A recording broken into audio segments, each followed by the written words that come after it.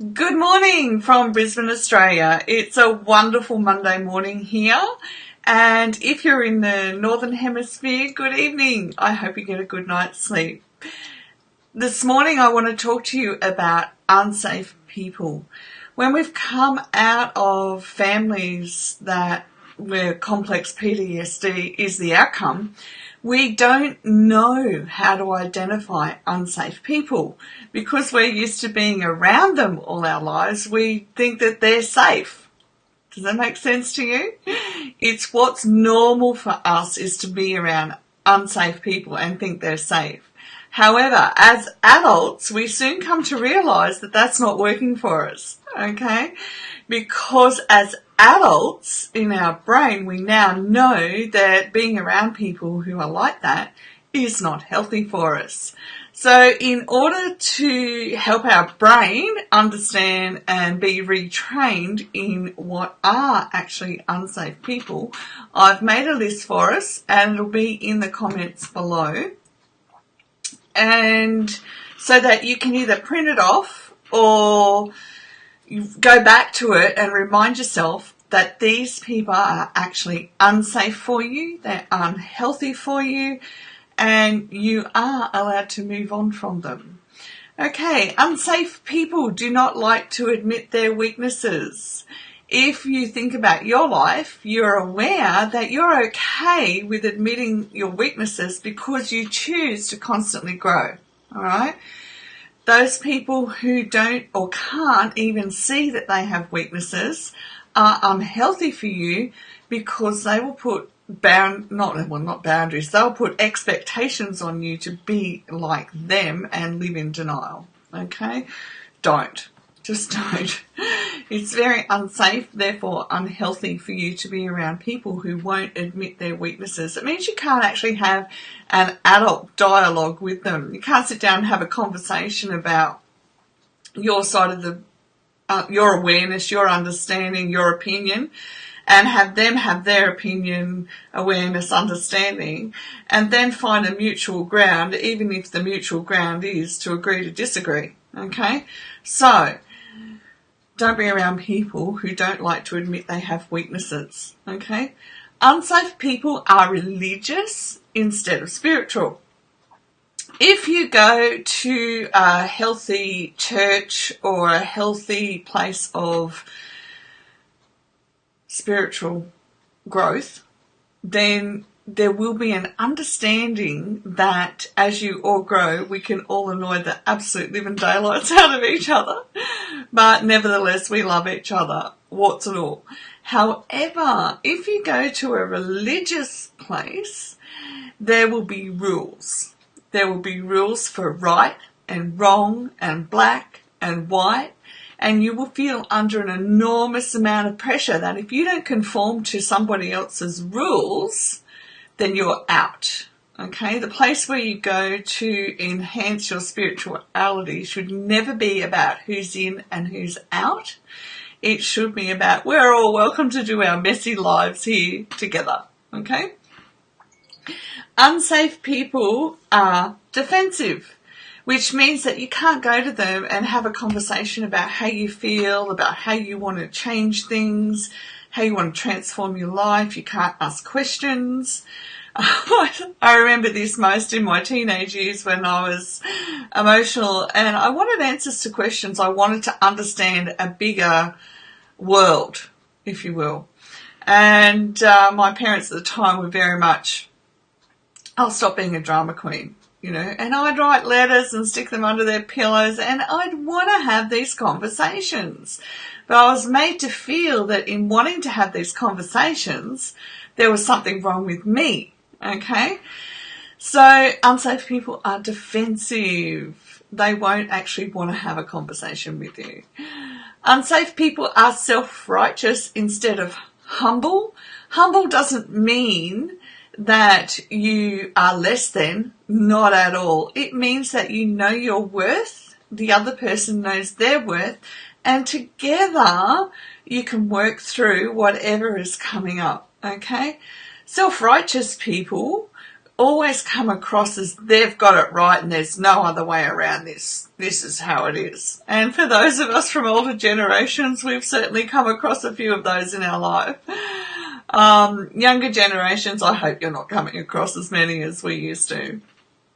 Unsafe people apologise without changing their behaviour. Now, if somebody apologises to you and it's sincere, first of all, you can tell because it comes from their heart, and they will actually take measures to change their behaviour towards you. I think as parents with young kids, we can see it because we actually need to teach our kids to apologise from their heart. I remember my kids. And as kids, they could be stubborn as, no, I'm not apologising. And I'm like, well, we're going to stand here until you apologise from your heart. They've got to feel it, okay? They've got to have that emotional energy happening in order that there is change, okay? It takes energy to change, and feeling genuinely sorry gives us that moment of self-reflection as well about how we can go about this relationship better. Unsafe people avoid facing their issues. I can tell you that people who are unsafe will never ever self-reflect. They will never ever look at their behaviour, their emotions, their thoughts. They will never look at where they exercise their will, and therefore they will never have any empathy towards you. Okay? Just don't go there. It's better to walk away for your health, especially with complex PTSD, because we know now it affects our neurology and our biology and our emotions and our relationships, that if we stay in an unsafe relationship, our health will go downhill, all right? Unsafe people flatter you instead of talking to you. And listen, if you've ever had to start dating again, you know exactly what I mean. These people have always got something nice to say to you, and you think, oh, that's really nice. You don't even know me, but you're saying nice things. Walk away. They are unsafe. They haven't taken time to get to know you. It takes time, and a long amount of time, to really get to know someone and to really get to see the patterns in their life, to see if they do grow, they do change, they do have a time of reflection where they reflect on their actions, etc., etc. And you need to know that so that you know that you'll be safe, because you are doing the process of recovery and growing and transforming your life. And we need to be around others who do that, because otherwise they're not taking responsibility for their lives, okay? And they will expect us to take responsibility for their lives and the outcomes, which usually aren't healthy because they're not doing anything healthy within themselves, okay? Unsafe people demand trust instead of earning it. Oh my goodness, don't they ever? And actually for us having complex PTSD, it's really important that we come to an understanding that trust is earned. I'm not going to give you my trust until you earn it. And then I'm not going to give you all my trust.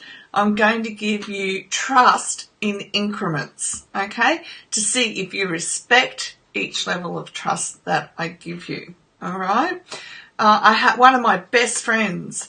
She sat back and observed me in a group for some years, and now we're the best of friends, because she knew over time, over an extended period of time, that not only could she trust what I was saying, she could see that it reflected in my life and how I conducted myself in my life, okay? So they're the sort of people that you want to sit back and you want to say, right, can I see that they have integrity, okay, that they don't run around telling lies, that their words and actions do marry up, all right? Which leads us to number 9, unsafe people lie. And honestly, a lot of them, well, if they're narcissistic, they lie by intent, okay? And then other people don't even realise what's coming out of their mouth because they're not even focused on thinking about what they're saying, All right. So be careful of people who don't think a lot about what they're saying and what that impact is going to have on other people. Okay. So when someone lies, their words and actions do not marry up consistently. Unsafe people don't grow, which is what we've been talking about through this video. Pardon me, really, is that over an extended period of time, you won't see any change in that person's life. Okay, they'll still be the same person day in and day out.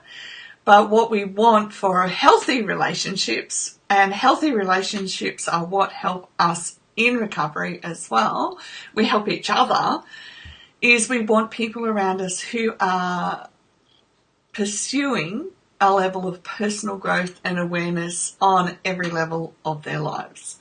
Okay, any questions or comments, hit me up down below. If you're on YouTube, please feel free to hit the subscribe button for each video that comes out. And I also have a private group if you want to come along and get involved in our weekly challenge. Okay, bye for now, and I look forward to speaking with you tomorrow.